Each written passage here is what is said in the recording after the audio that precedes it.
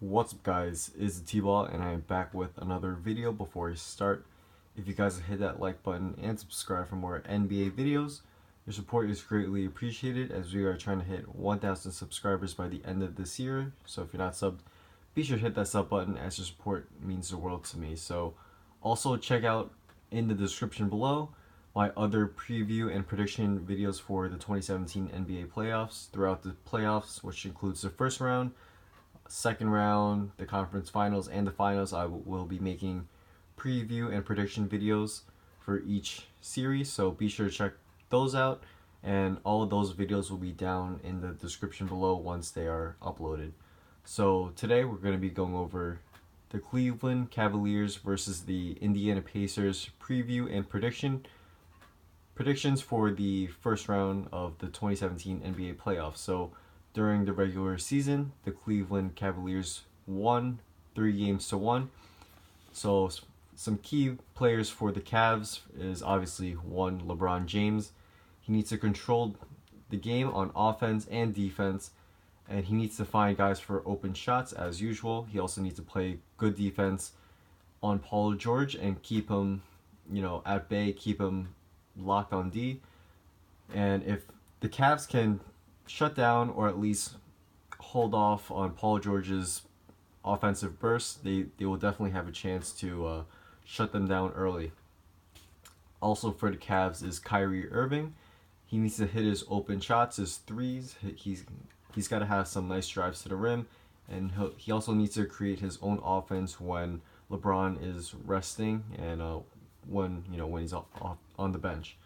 He also needs to play some good defense on Jeff Teague. Jeff Teague, which I will be getting more into later, is a very underrated player, and I definitely think it can be some matchup problems for Irving if he doesn't take his matchup with Teague seriously. So it's going to be a very interesting point guard matchup for the Cavs and the Pacers.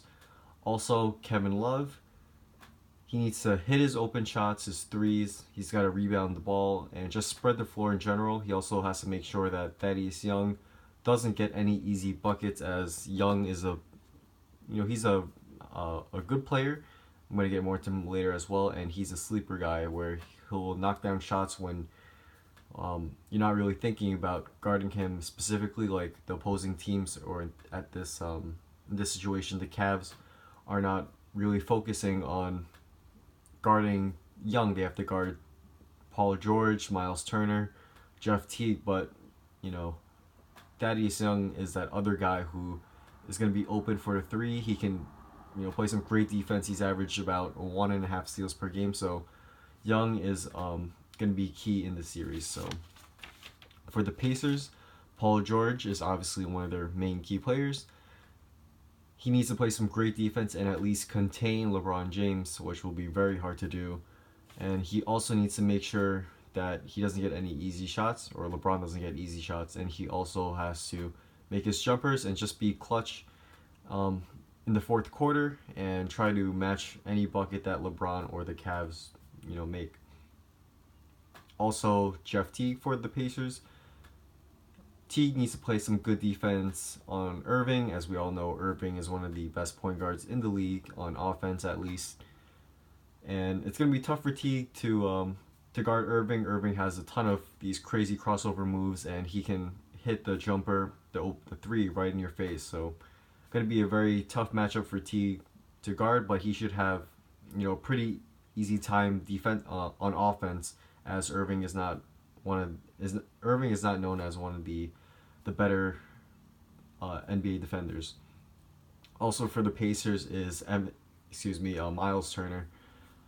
Miles Turner needs to protect the paint and spread the floor as well. I know Turner can hit those mid-range jumpers, and it'll make life harder for Tristan Thompson of the Cavs, to go out to the perimeter and guard Turner's shots. And with Turner spreading the floor with his jumper, it leaves Thompson going to the perimeter and guys like Jeff Teague and Monte Ellis to go to the rim and get open shots and lanes.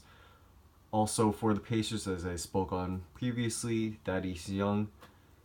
Young has to exploit his defensive matchup, as Kevin Love is obviously not known as a good defender. If Young can hit his threes and get some easy buckets at the rim, it would definitely help the Pacers' cause in winning a couple games from the Cavs. Also, want to point out Monte Ellis needs to hit his shots and he needs to not force anything on offense.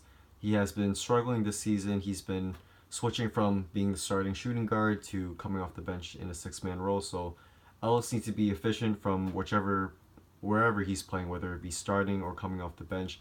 As long as Ellis plays some efficient basketball and he distributes the ball next to Teague, he'll be a key piece for the Pacers. So overall, it's going to be a very fun matchup to watch in general. LeBron James versus Paul George is always fun to watch.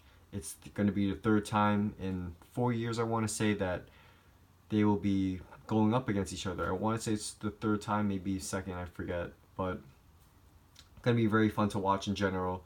The Cavs have the Cavs should take this. It's very late right now. It's like 5 a.m. But yeah, so the Cavs should take this, but the Pacers should put up a good fight. I also want to point out it's really fun to see Lance Stevenson come back into the playoffs and with the Pacers and in the first round going against LeBron. And if you guys didn't know, I want to say it was in the 2014 playoffs. Stevenson has this infamous gif where he blows into LeBron's ear and LeBron just like shakes his head in disbelief on how stupid it was. But it's going to be very fun to see Stevenson if he can actually contribute positively for the Pacers. So my prediction is the Cavs in 6 games. There should be some close games, and I expect the Pacers to take a couple games here and there from Paul George's just greatness in general, and with guys like Teague and Turner really giving the Pacers a boost on offense and for Turner on defense as well. So that's a wrap. Thanks for watching. If you guys did enjoy, be sure to leave a like and subscribe. I will be putting out some great content throughout the rest of the playoffs, and I will be putting up those preview and prediction videos for the rest of the series going on in the playoffs as well soon. So definitely check the description once they are uploaded. And so, yeah. Thanks for watching, and I hope you guys all have a great one. Peace.